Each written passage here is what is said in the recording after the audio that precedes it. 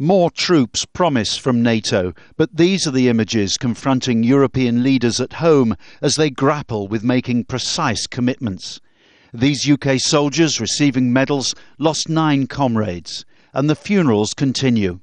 As President Obama made his announcement, this was the image on many front pages: a little girl at her father's military funeral. The head of NATO said he hoped for a substantial increase in troop contributions, but waning public support in Europe for the Afghan war, combined with the global economic crisis, means he has a tough job ahead.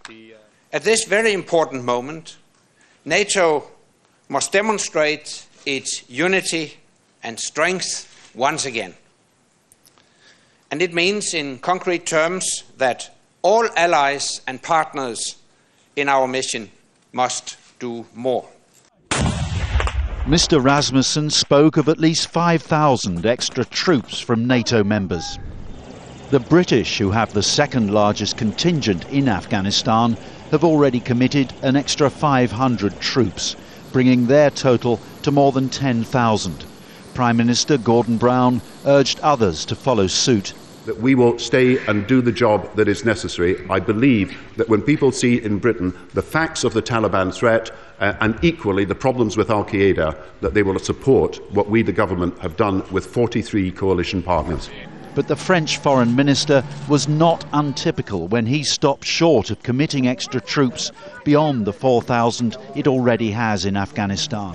It's reported that the US has demanded another 1,500 troops from the French. For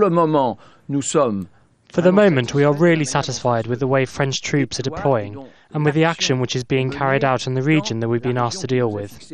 But again, there are other regions, and if the strategy was to change, we would reassess. But for the moment, there is no need to increase the number of our troops.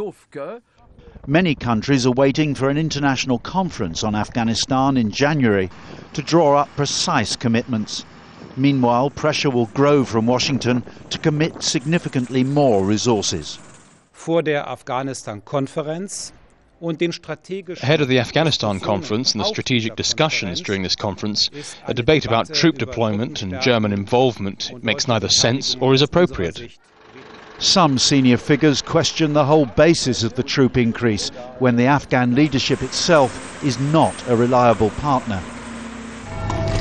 Across Europe, the public are increasingly being confronted with events like this, the bodies of dead soldiers being brought home. Support for the troops is unwavering. Support for the conflict is not. Tim Friend, Al Jazeera, London.